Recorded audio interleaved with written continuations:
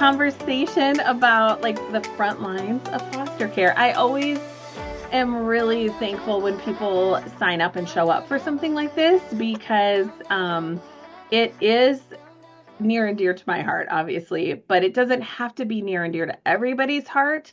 And I get that. I do think everybody should be aware, and I think everybody should be supporting in whatever way that looks like. Because I think for too long, we've turned a blind eye to things that are hard. And in both the church world, Christian world, and just as humans, it's easier to not think about it. So I will continue to spread awareness and talk about it because I think it is so important. So those of you that are on live, welcome. We're glad you're here. Those of you that are going to listen later, this is a conversation that will most likely be not behind a paywall on YouTube because it's something I want anybody who's trying to find out about foster care to be able to watch. The only thing we might have to do is if we slip up and say our foster kid's name, I'll have to put it behind a wall, or if we share more than we should, which happens sometimes. So my parents are with me today, which is super fun.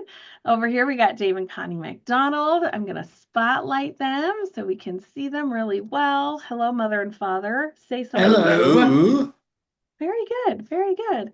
So I asked my parents to join me for this conversation because they're in a unique spot where they didn't sign up for foster care. And they could even say we're victims of foster care because they didn't get a choice. And it's funny to be on the this end of it, and it's not the decision you make on your own. You can't, because you have to have help and you have to have a village and people around you. But you also have to be aware that the village around you might have to change once you do foster care. And, in our case, thankfully my parents have stuck with us, but we've had friends drift away who just can't handle it, who just, it's too much. And I'm not upset about that. It's sad, but it's like, well, if you can't handle it, we don't really necessarily want you in the mix because that just makes it even harder. So my parents are on Dave and Connie MacDonald. We live in Red Oak, Iowa, which is a little town in southwest Iowa. We have about 5,500 people or so. And May is foster care awareness. And I was doing some statistics looking, and it's hard to figure out for sure how many kids are in foster care, but they estimate that there's about 369,000 kids in the system. And so that is constantly changing, constantly growing. And it's just a really big, valid thing. So I'm going to talk for just a minute before I let my parents talk, because I know once they start talking, I won't get to talk. So, because they have so much wisdom to share with us. I thought my husband wanted to be on. He's driving school bus for special needs kids right now. And so I told him, don't call in because that's always a hot mess. Um, but he wanted to be on. But I thought it's interesting to know, why did we start foster care? And we've been licensed since August of 21. And we're actually right now in we're relicensing again. It's unbelievable amount of paperwork, unbelievable. And so like our dog had to go to the vet yesterday to get all of his vaccinations. So there's so many things and requirements to being a foster parent. And yet sometimes still weirdos slip in, not us. We're the good ones. We would like to think we're a little weird. I'm going to mute you guys if you're going to be mean. So, but like it's so much work. My husband and I actually in 2019 went to, we got married in 2018. 2019, we went to just an intro class because we were both interested in it. Luis is from Guatemala, grew up in Guatemala, worked with orphans and kids in foster care in Guatemala basically his whole life. He had a heart for it. I always had a heart for kids and always had a heart for kids that didn't have a safe place to be. So we went to this intro class, thought it was great. And then I was working at a job that had me traveling about 150 days a year. And I was like, that's not great foster parenting. That's, I'm not there. So we said, not right now. And then my job shifted and COVID hit. And we felt like the time was right. And so we took our classes, which was an incredible amount of work. And we got licensed. So right now we have Phoenix, who we adopted from foster care just over a year ago. He's 11. And then we have M, who is our 17-year-old foster son. We've had a year. In about 2 days, he'll have been with us for a year. He was supposed to come for a few weeks. He's still here, and we love him, and he's great. But that often happens in foster care. We're like, hey, can you help for a few weeks? And M will he'll age out in our home, so he'll be with us for at least another year, couple of years while he finishes high school and all of that. So yeah, so my husband and I decided we felt like God was calling us to do it. I always like to preface and say, if you don't feel called by God to do it, please don't do it, because it's by far the horror show. It's the hardest thing we've ever done. And if you're not called to it, you are not meant to do it. And don't do it. If you have a heart for foster care and maybe something's tugging at your heart, ask God, like, God, point, what does that mean? And I think so often, even more than we need foster parents, we need people that will come alongside foster parents and be their support system, be that listening ear, all of that. So that's a little background on that. But I want to talk to my parents, and I want to ask you guys, like I put in our list of things I was going to ask you, what were your initial feelings about your kids? So background, my husband and I do foster care. My sister and her husband do foster care. And my sister and I are best friends, and yet we never actually told each other we were pursuing foster care. And so all of a sudden we found out, like, wait, we're both getting licensed? How did that? I don't even know how that happened.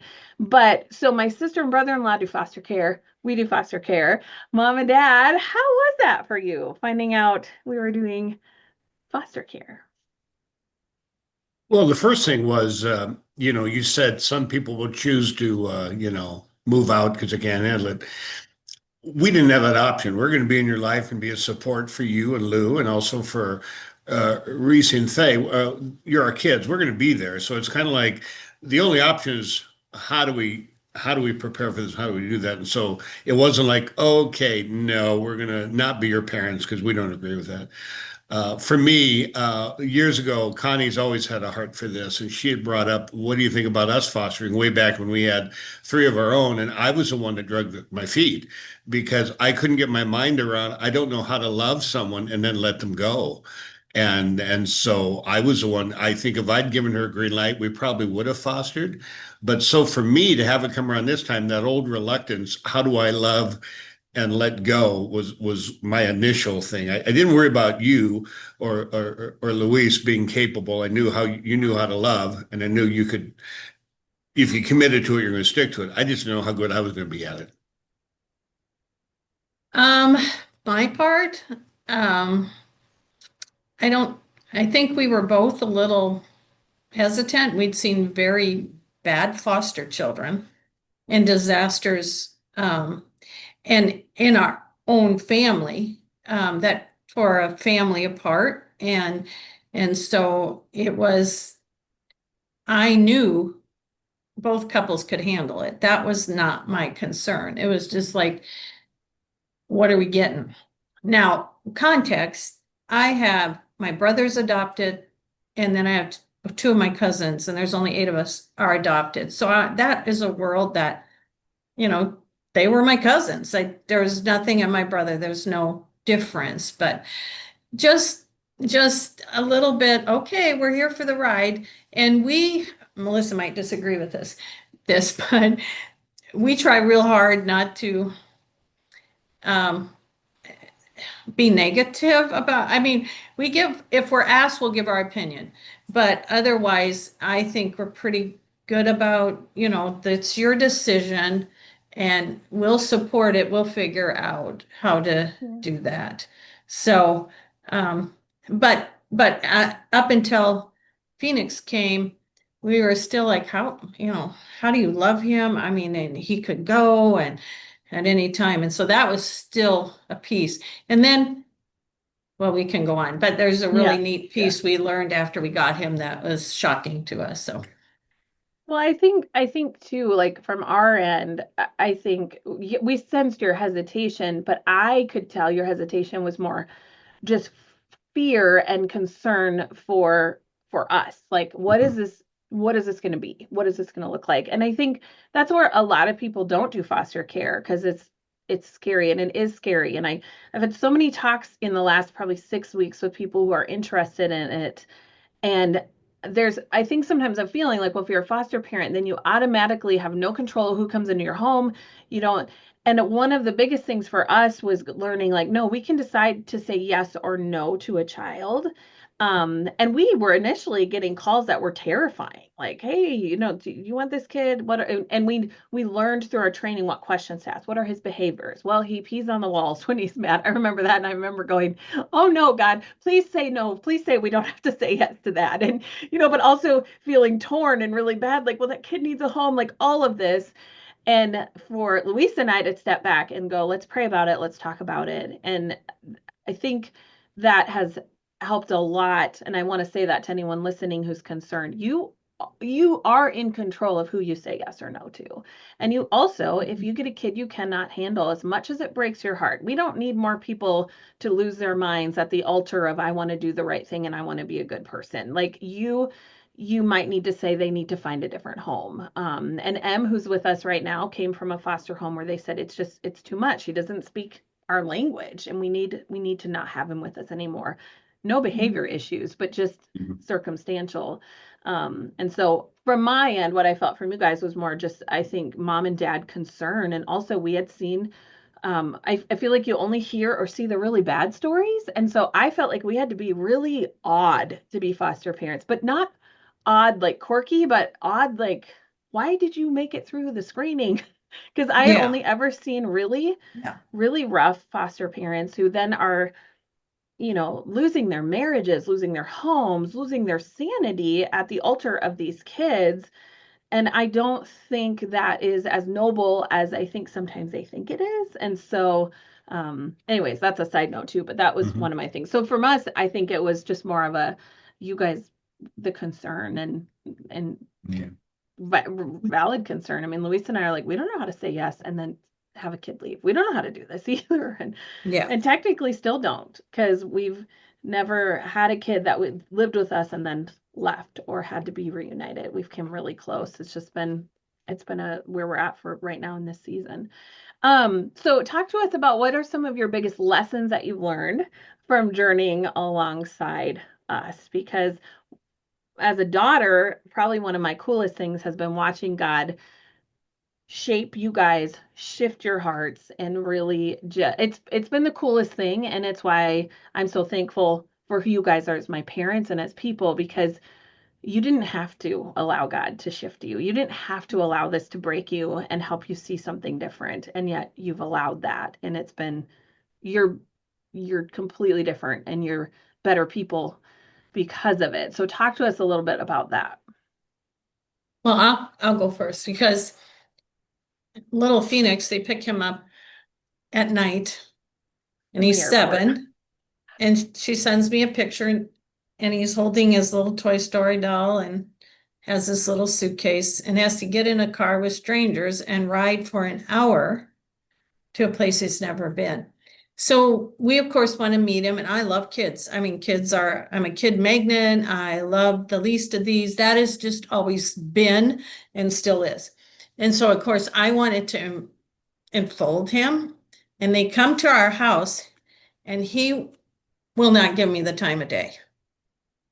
He will not acknowledge me. He will not. And meanwhile, he's connecting with him easy and all the things. And so that was really hard. But what we learned is in that first few weeks, I went, oh my gosh, this is not about us.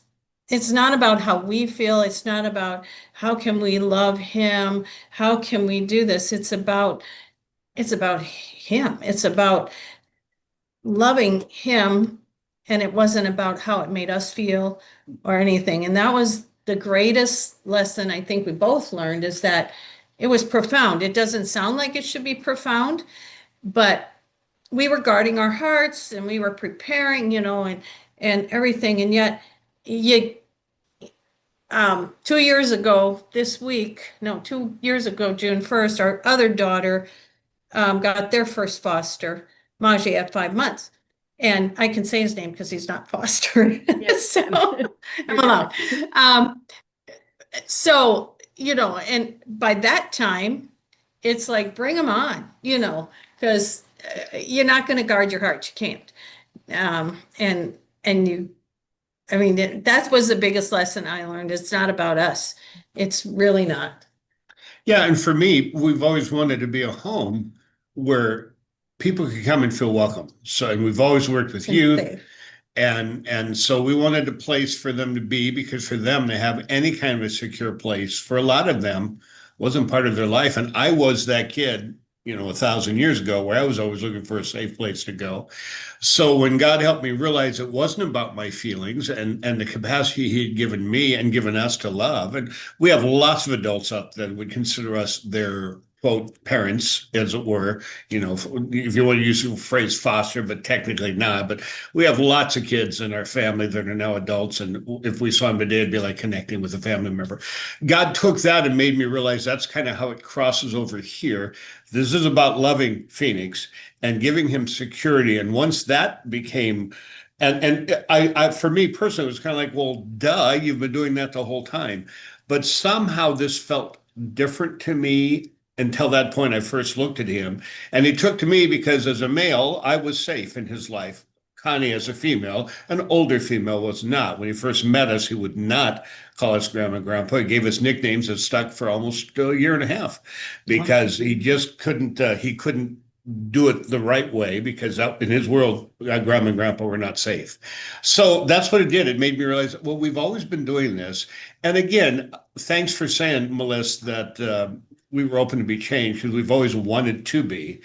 And when you're open to change, I'd like to think God makes it easier about changing, because you said you're open, and the exact opposite happens. It's actually harder.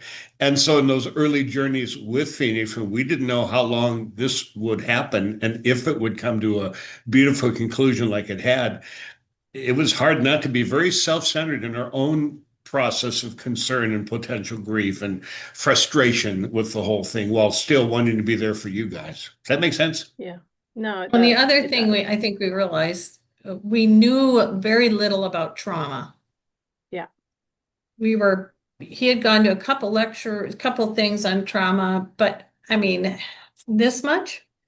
And I mean, we knew behaviors come out of trauma because we deal with difficult kids, but trauma has its own language and it speaks. And so I remember Thanksgiving, he'd been here about a month, and he was only connected to Dave Berger, not, me, I was kind of invisible. Not Connie And Cookie. yeah, Connie Cookie. Dave Berger, Connie Cookie. So David had a Diet Coke. Yep. With his meal, and Phoenix freaked out. And he said, "You can't drink that. You're going to die. And I don't want you to die. That you're going to die.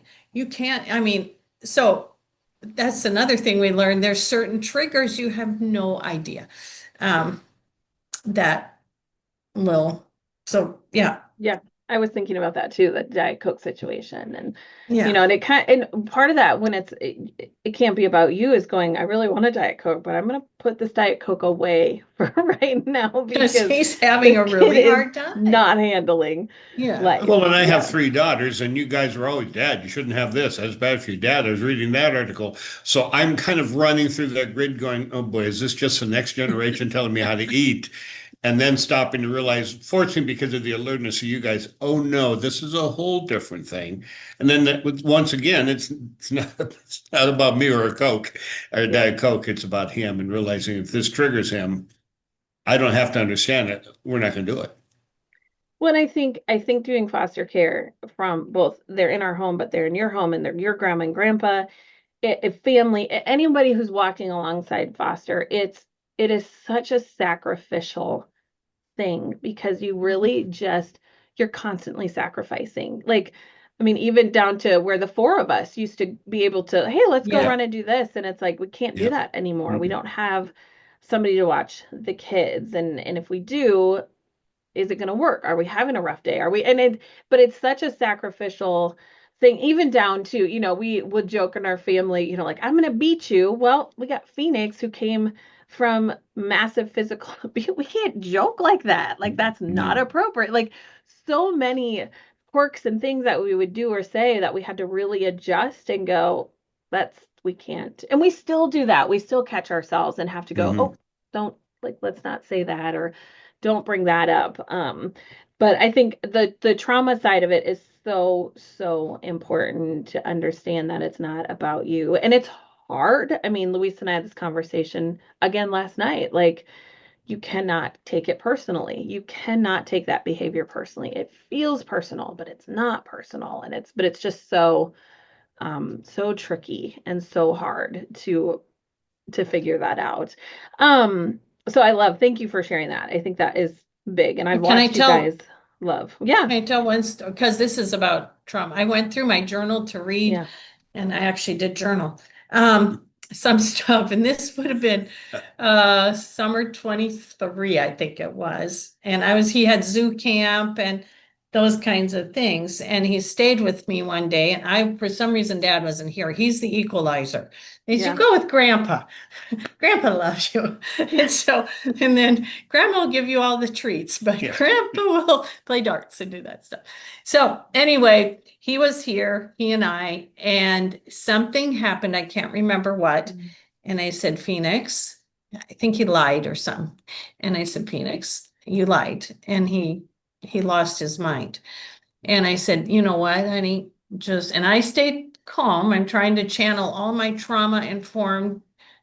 How do you deal with this?" And I said, "I want you just to take a breather for 1 minute on the big chair in the living room." You don't believe, I mean, we went round. I said, "Just take a breath." Finally, he got so worked up and I'm like shaking because I don't know how to spin out of it. I can't get him. And so I called Lou, and fortunately he was there, and he came over and sat and talked to him, and he was the fetal, I mean, it was bad. Talked to him a long time and then took him home and said, "It'll be okay," he's telling me. And I was a wreck. I mean, I'm just like, oh gosh. And so that's how it affects you, because you're Yeah. like, did I screw it up? What did I do?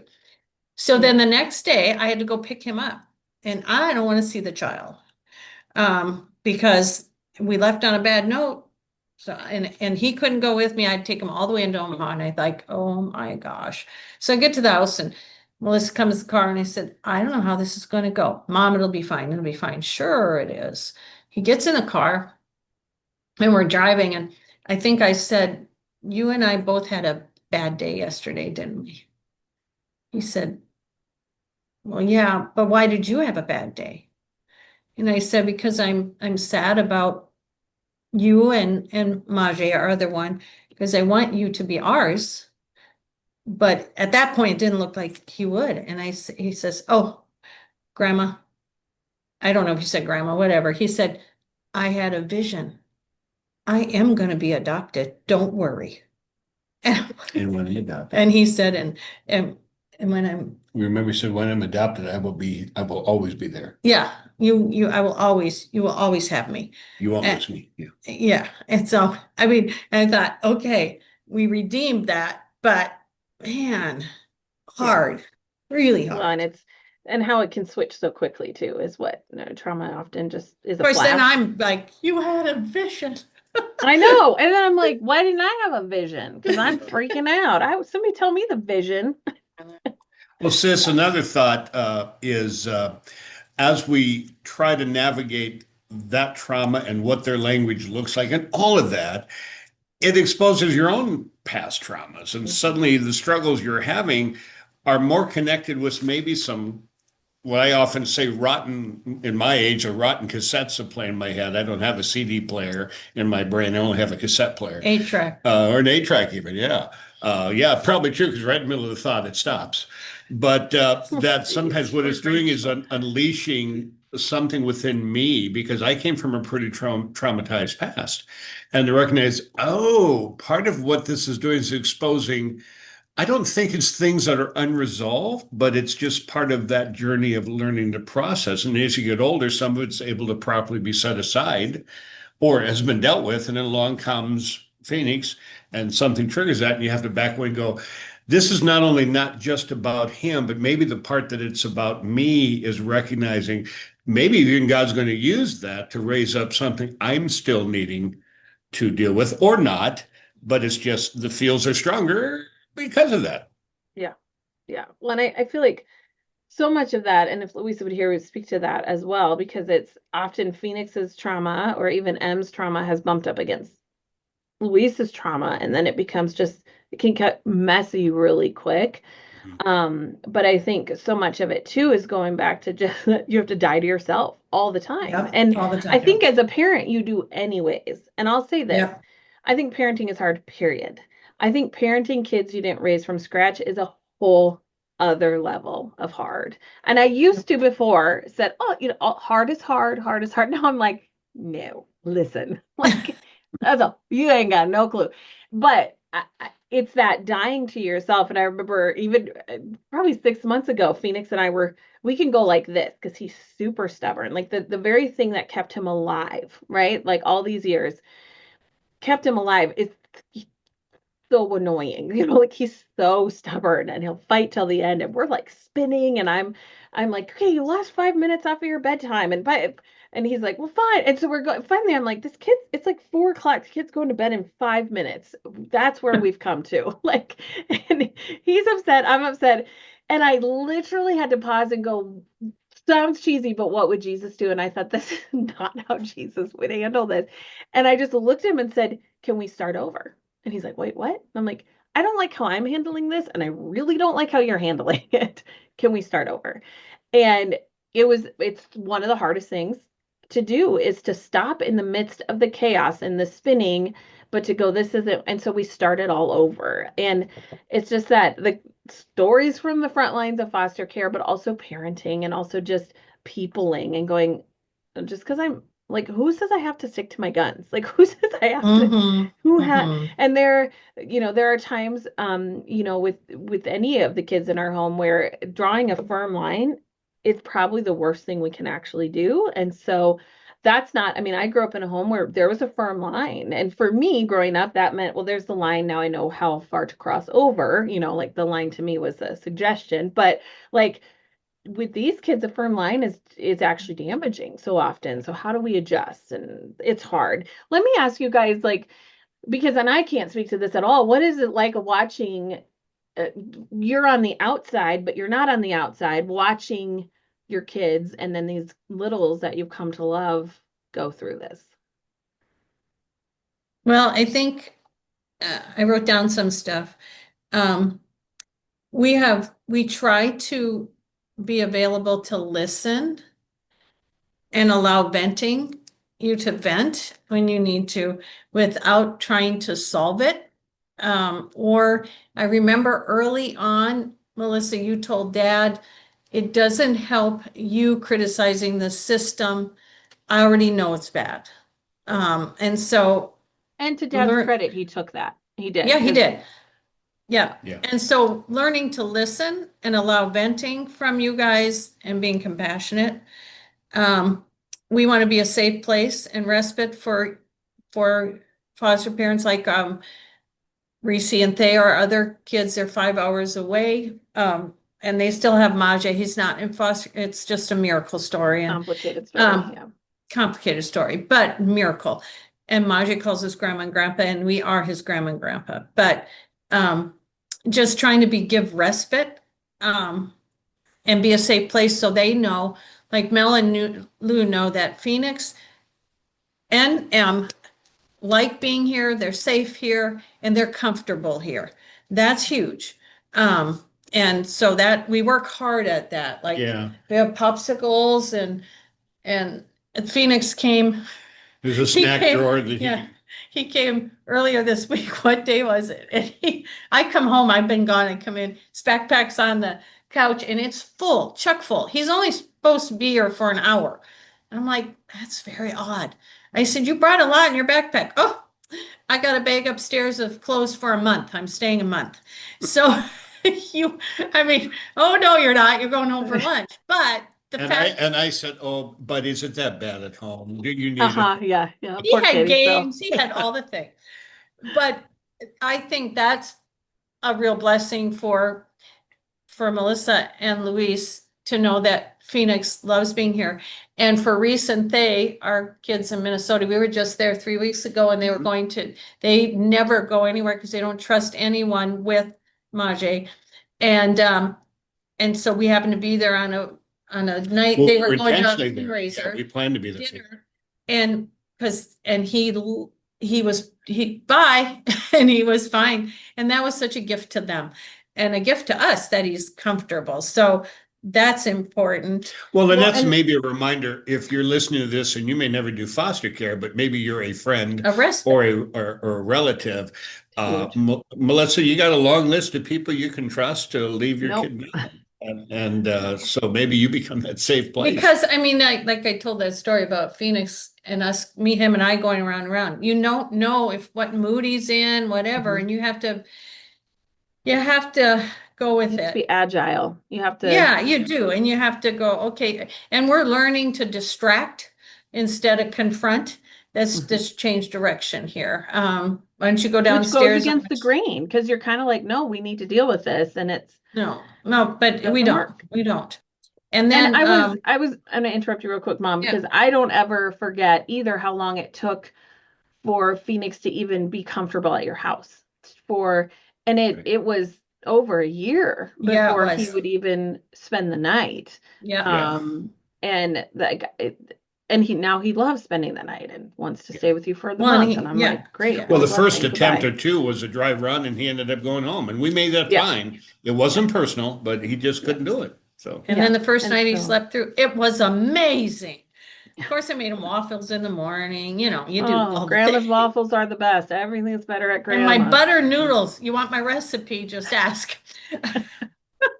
It's But you guys have done such a good job of creating a space where he feels comfortable and where he wants to be, and that's a big deal because it took a long time, and he had been abused by family members, and so grandma. family was not safe. Grandma wasn't safe. Mhm. Grandpa wasn't. I mean, so that's a big deal. And Sorry, then go back to your notes, Mom. learning what kids like. You learn what kids like. We got him an Odie for Christmas.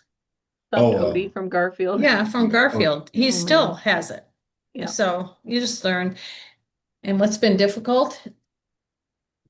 Watching the lack of support for our kids through the system. It's really, really difficult to see them have no voice really and seeing the emotional toll, that's draining, very draining. And being supportive while trying to figure out our relationship with Phoenix. We want to be supportive and be careful, but sometimes I'm frustrated with the way so it just, yeah. but yeah, I don't know. Grandpa watches shows and plays darts. Oh, heavens. Some of the shows I have to sit and watch. If that doesn't give me a jewel in heaven, then I know nothing. Thanks, They Dad. got, Appreciate that. they got these ones now that I think were made in Arabia, and there's no talking, and the graphics are horrible, and you're just going, "Oh, this is And kind of no fun." talking. And no talking. There's a grunt every now and then. Going, okay, Well, this is and because of what Phoenix came from, he had exposure to things he should never have seen. He yeah, watches right. shows that are way younger than a lot of kids his age, and that's and we're fine. really I'd rather strict. have. Back to Teletubbies. Yeah. Yeah. Dad, anything you'd add? What's hard about watching? Well, I'd agree with what Mom said.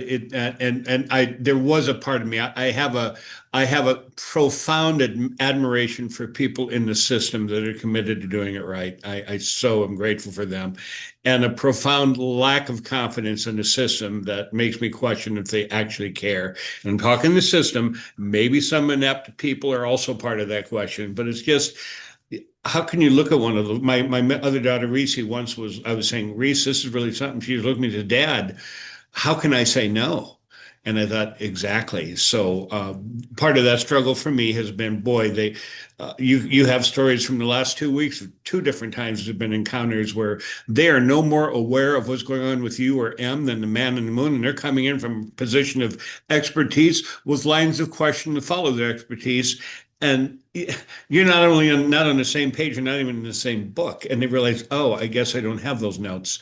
So for me to rest in a savior, I mean, to trust God in all this, I do. But then also to ache for you guys that it feels like you're in this alone as you continue to sacrifice. And it feels to me, Melissa, I don't know if you'll agree, but it feels to me like the commitment to do this goes deeper. you never find a level place. I now found a runway we can build up speed. It's always going deeper. There's always a new something. There's a new challenge, a new ineptitude at play, a new exposure of an open wound area in one of them, whether it's Am or Phoenix. All of that at play. So I'll watch that and pray for you. And sometimes, there's always a heart of every dad to try and come in and solve, and you can't. And so that's always a journey for me to trust it and kind of to ache for you guys. But loving them is the easiest thing in the world. I mean, that wasn't even, I didn't have to have any kind of encounter there and say, yeah, I think I can like them. It was like cotton picking, you meet them once, you go, well, that's it. So Yeah. what I thought of years ago, I've proven to be right. I only know how to love one way with my whole heart, and for as long as I can. The a side benefit is the people around us who had no knowledge of foster care. Yeah. And so we get to be informed, and I am an ambassador for a nonprofit foster care program. And what I've learned is just, I did a skate party for them, and they were so grateful. And I'm like, it was a skate party. It took me like 5 minutes to put it together. And they said, our kids have sensory issues. They have issues. They can't be in groups. Everybody gets them. Well, I didn't understand that about foster care. A lady I have, it's a long story, but I got to be good friends with. She is heard about us gathering stuff for my foster care thing and everything. Well, she comes to me a couple weeks ago. I found diapers, Connie. Here, gives me a bunch of diapers. She's crocheting baby blankets. She's got 8 done for foster babies because she's committed to it. And she bought some stuffies. She never knew foster care, but and Nicole, the eye opening it brings through you journeying it. Yeah. It's the side benefit of that is people have an awareness. And once you have your eyes open, you can't turn a blind eye to it. You just can't. So that's been a blessing. It's a little, I mean, our case with Phoenix was unbelievably difficult. And it's, now there's studies on it and people get training on it. Like, it's just the hardest thing. And so everybody said, well, of course you'll quit after that. And then we said, no, we can't quit. Like, we just knew God was like, no. And yet, so it's a little bit like knowing, hey, remember when you got hit by that bus? It's gonna happen again. Yeah. Like, and it's like logically the stupidest thing you could do, and yet you can't deny what you just said, Ma. Like, when you've seen it, like, and what Reese was, how do I say no? I think we both couples walk a really good line of trying to make sure we take care of ourselves as well, and make sure we're not foolishly saying yes or being sacrificial to the point of being unhealthy. But it's hard. And but it is a little like going, okay, remember that bat that hit you beside the head? Just stand still, it's coming again. And from a personal aspect of that, there's a lot of fatigue, and there's a lot of like, I don't know if I can do that again. I don't know. Like, we're on a break right now until at least the fall, and talked to a worker this week, and there's a girl that disappeared, but if she shows up, yep, she can come be with us. We've had her in our home before. And I'm like, that's great. But also it's just all the things. And yet, well, you were showing us your house upstairs, how you've gotten the rooms more in order, and you walk us into what is the guest bedroom. The first thing out of your mouth was, this will be perfect if someone else comes into our life. And I thought, there you are with all the challenges you're facing, still being open to what may be next. I don't think you're going to say yes to anything, but I don't think you've decided there's no way I'm ever going to say yes again. You're still wide open if God opens that door. And that's another part of this from my angle, is to see the incredible heroism of foster families, and especially husbands and wives who do it. I'm just so amazed at the selflessness. And some of those kids don't know how to process gratitude. They barely know how to process life. And so many stories flood my mind. I won't tell any of them, but you're just looking at them going, this is an amazing thing. And so it does widen your heart. It has mine. And we were just talking the other day about what can we do more in the foster system in our world to be more supportive. So, yeah. No, we appreciate it. I'm very thankful for you guys because it, like we said, you didn't sign up for it. And actually, I mean, even Auntie Rachel's on, and she and her husband and family have been supportive to us from Kentucky, and I can think of people who have drifted away, like I said, who are just Mhm, mhm. they're not friends anymore. It's not we don't dislike each other, but so we need people who walk it with us. The other thing I would say is that, and it's not about me, but I will make it about me because I'm running the show. But like one of the things I've had to learn was to speak up for what I need. And I would say that to you as well, as if you are walking alongside a foster parent, ask them what they need. And when they say it, do it. Like, okay. And I always say, ask specifically, do you need a meal? Do you need cash? Do you need diapers? What do you need? And do it, because it's so hard in the midst of busyness to figure out what do I actually need right now. But God's been constantly challenging me to speak up for what we need, because we're missing something when we're walking in the hard but not allowing other people to join us Right. there. And it feels hard because you're like, well, I don't want to come across as needy, or we knew what we signed up for. And the reality is, heck no, we didn't know what we were signing up for. And we need people around us. So to really see those people, and I always say, like, assume your foster parents need a meal. Assume they could use a Starbucks card. Assume they could use some cash, because kids are expensive and we get very little help with that. Like, just assume that and then walk alongside them. Assume they could use a safe babysitter who's trauma informed, that sort of stuff. Yeah. So, yeah, so Well, there's some stories. Yeah, go ahead, Dad. well, I was going to say, I mean, we would do the very same thing if that young couple's having their first child or that middle-aged couple's having their fifth child. We find ourselves going, none of us are looking at going, well, are you ready? Have you got everything figured out? Because they don't, but they're coming, someone new is coming to the family. Now, because it makes sense, it's called childbirth, it's called this and that, it seems a little easier. Well, all of a sudden, the family grows by one, and it's a 7.5-year-old who's had no previous safe experience. For those of us on the outside, whether we're family or friends, assume the same thing. This is a new life, and you wouldn't go to a parent of a newborn, and say, "So, could you use some formula?" You immediately step in to do what you can to help. And it just doesn't change because it's foster. You do go from 0 to 60 in less than 2 seconds. And you go, you as an older single person, much older, who finally gets married, and then in less than 2 years, you Thank start you for taking the much foster. older. That's really You kind. take it in foster kids. That's quite a curve. And so Yeah. those of us on the side, there are probably things we can just do to help. And kind of remember, even though it says you didn't do it the normal way, you certainly did it the right way. Yeah. Yeah. No, it's good. Hey, those of you that are listening live, if you have any questions, throw them in the chat real quick, or you can even unmute. There's enough of us that it wouldn't be awkward to unmute and ask. But I want to thank you guys for being on. I was like, who can I have? Because every month or every May, I want to talk about this. But I think what you guys have learned and are learning, and the transformative journey that our whole family has been on, is so powerful. And I love what you said too, Mom, because it's creating awareness around us as well. And we're in a little town, and I know for a fact in our little town we are known, and I think we are showing there's a different way to do things. Yeah.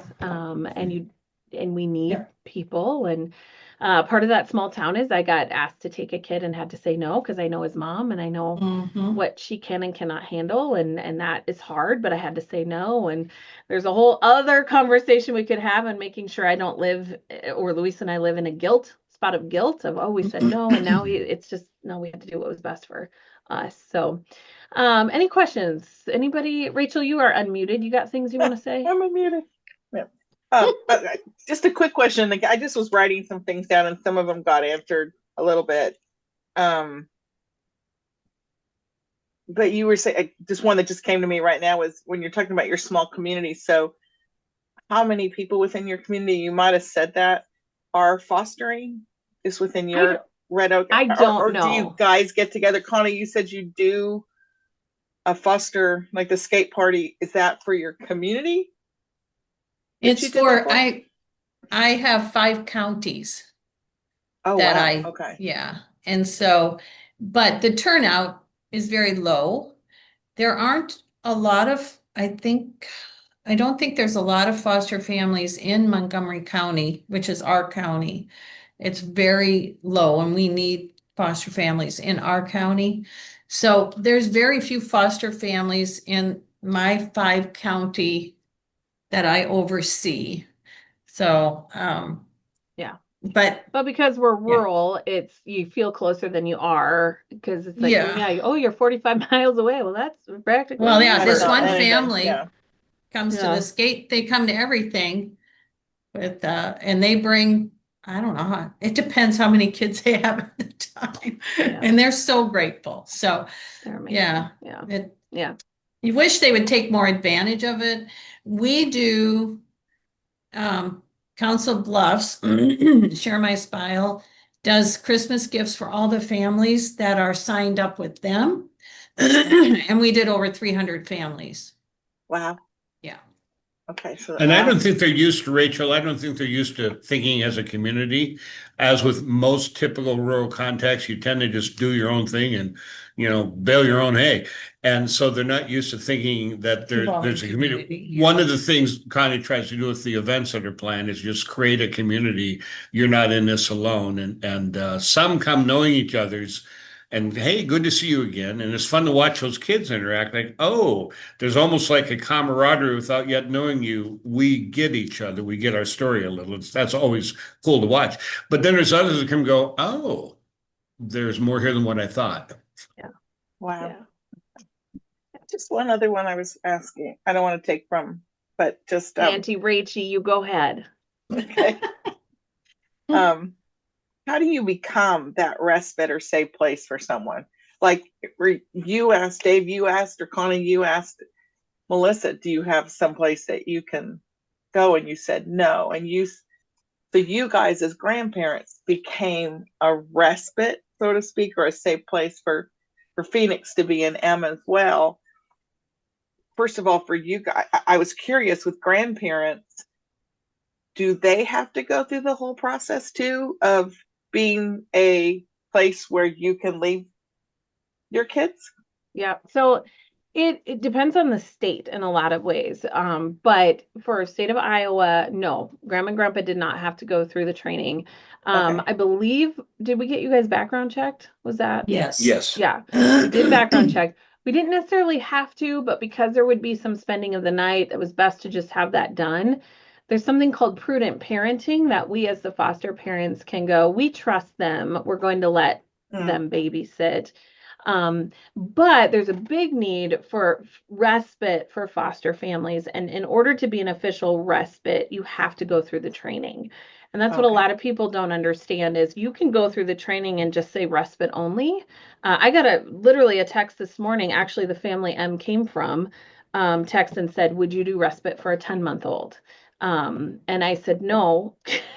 And, but I said, because I'm out of town, but I said, and Luis said yes. So who knows? Luis thinks he and Em will have a 10-month-old in a couple weeks. But no, they're not. I know Ashley's like, absolutely not. We're not doing that. But in order to like, we don't have a lot of respite that is available, and that has to be trained and go through the training. And that's something that's needed. I would say we wouldn't put our kids with just anybody, so we're pretty picky about who we would let do respite with them. But it's not like we have a bunch of options. And so yes and no, but also it's just trusting people. I think the trauma informed thing is probably the most important thing.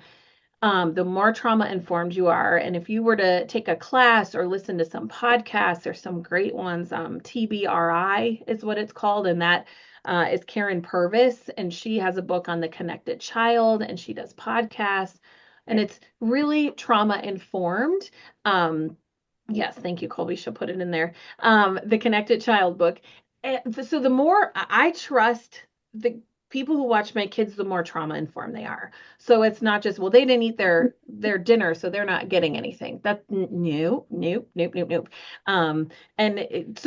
That's kind of where we're at. We're always looking for people who can also just handle behaviors. Like we're having a rough day, or we're not going to be able to watch that movie. Or if you're watching that movie and this subject comes up, turn it out. Like just the more there's awareness is a big deal. So I wish I had more people in our community that I could say, hey, could you come watch the boys, or could they come to your house for a couple hours? That's just, it's loaded. And they're good boys. Like, I'm like, what if they were horrific? Yeah. Boy, they're good boys, but it's just, they're fragile. They're really fragile. And so we got to be really careful with where they go. And one bad encounter can erase some stuff and can also cause long term. So yeah, they can come over anytime. Thank you, Ashley. I know I would send them to you. Ashley was a Go, Ashley. Ashley was a CASA in Oklahoma Oh, were ya? for a long time. So she's court Bless appointed you. special advocate. So that's pretty cool. Any other questions? Rachel, you want to add to that or ask any more? I do actually. I'm so sorry. I don't want to go, but just Dave and Connie, I feel like, I mean, we just saw each other, but this is just bringing up more questions of just some of the stuff you talked about. But just was thinking, Connie, first, I guess it stemmed off of Melissa when you said, let's start over. And when you talked about that story, and the grace, does Phoenix see the grace in that as well? Because so Dave and Connie, you've parented, so now you've brought someone into your home. You obviously, and you're grandparenting now when he comes into your home. It's got to be, let me step back. I'm so sorry. When my grandkids come over, we have some certain boundaries. No, we don't say that in this house, or we don't. But how have you guys adjusted? Because you've been grandparents to blood children, you know what I'm saying? And then now you bring in your grandparents to children who may not know. And especially, Kamaj, he has known you since way younger, as far as that. We're like Phoenix or they started later. How do you put boundaries? Like Connie, you said you're going to sit for just a minute in that chair, so knowing this could trigger. I just was curious. No, you're asking good questions. How are you doing that? Does that make sense? Well, I think one of the things, Rach, we're always praying, because the simple fact is sometimes their behavior is because that's their age and they're just being a normal knothead. And so we don't want to excuse that, because I think every kid can figure out a system to game. However, tell them about the fire last night. Extra grace is needed. Fire last night. Well, we had a bonfire last night, and Phoenix likes to stick a stick in the bonfire till it gets, burning Nice on the and hot. end, and then he's flinging it around, about sticks it in eye. So you're like, so then you're going, that's where you draw the line and go, you know better, stop doing that. You can treat him like a normal kid, because he's just being a normal kid at that point. That's not a pushing your button because I'm boss. No, and when there's food involved, I've learned I'm not going to fight the battle with him. Like Phoenix, he wants buttered noodles, he gets buttered noodles. That's I'm not going to fight it. And whereas my real grandkids, this is what we're having to eat. This is what we're having to eat, and you can eat it. And so, I think as you get older, Rach, you've encountered this too. You get older, and Sissy, you were kind of talking about this. You got to decide what's the hill to die on. And it's amazing all the hills that we made hills that were not hills, and then we decided we had to die in them, and it didn't matter.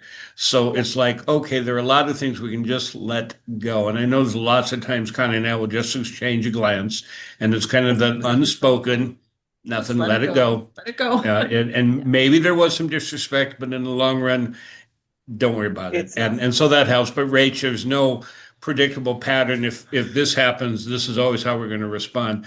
You're constantly asking for wisdom, because you want to put pressure on the right points to help him still become the young man, or help them become the young men they can be. So it's right. Yeah, it's a journey. I would say too, you guys often take your cue from us. And so like, okay, that's how they're handling it. Or we'll even tell you, like, if this comes up, this is how, because the behavior might be there, and it might be like, oh, he's being a knothead because he's 11, but so much of it is how you respond to the behavior Right. that makes the difference. And so And that I you've been a think, good example of that. You've been a good example to us to watch. You really yeah. have.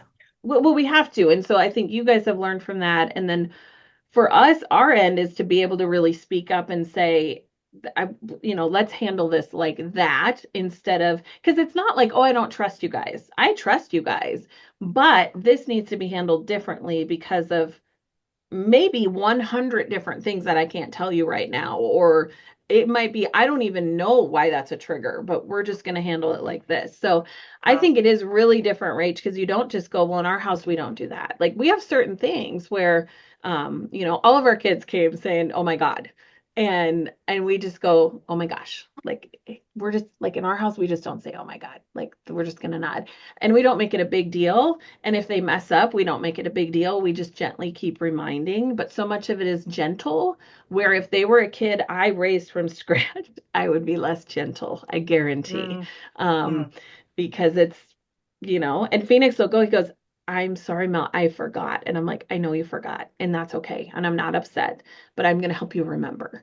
And instead of going, you didn't forget, or why would you do that? It's, I know you forgot. So let's just keep reminding. But mom and dad have done a good job. I know it's been really, really, it's really difficult, and it's really hard to figure out how to grandparent them and also parent them, because it's just totally different than how it would be. It's just completely different. So, and it is, you have to be really agile because it definitely ebbs and flows. And, there's some mornings I wake up and I'm like, oh boy, I don't seem to have any elastic for today, but I have to find it because I can hear them in the other room. So, yeah, good questions. Rach, thanks for asking those. Just love you guys. Yeah, really appreciate it. Ashley, anything you want to ask, or Rachel? They're both in my mastermind. Rach, you can totally stay on. Please do. Ashley or Rachel, Carmen, anything you want to ask? I don't want to really ask anything, but I really commend you because it is a big step for your whole family. And I really appreciate the awareness of it's not about you, like it's about like letting go of yourself. And it's such a beautiful ministry, and it has an eternal impact. And so thank you for that. And just the reminder to all of us that life isn't about us, it's about how can we make a difference to others. So thank you. Yeah, Ashley. Thank you.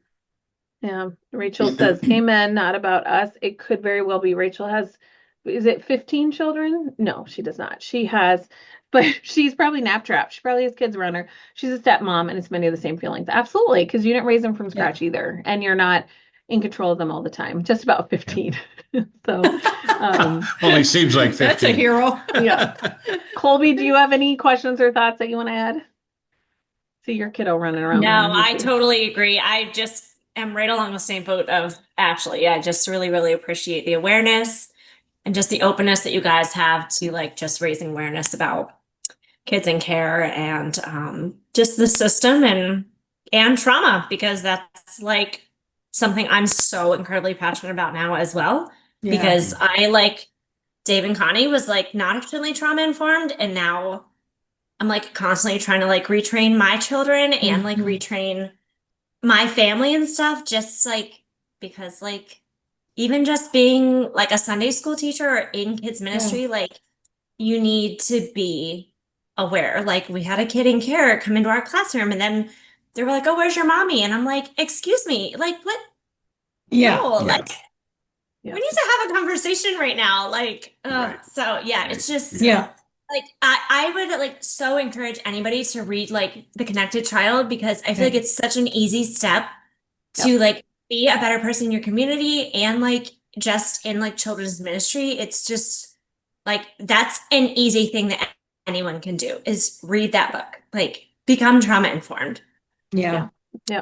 Mm. And the Huge. reality is all of our kids, whether they're in care, foster care or not, have trauma. And you could say there's studies saying just because they live through COVID, every kid has trauma. Yeah. So it's really important that we, like mom and dad have done, like I try to do, is continue to be a learner and go, just because it always worked this way doesn't mean it should work now. And how can I adjust? How can I do better? And like I always think about like I want I want every generation to do just a little better. So as I'm raising these boys in our home right now, I'm like, I hope they do just a little better than I did. Like parenting, loving, graciousness. And like you said, did Phoenix know Phoenix knows the word grace. He knows what it means.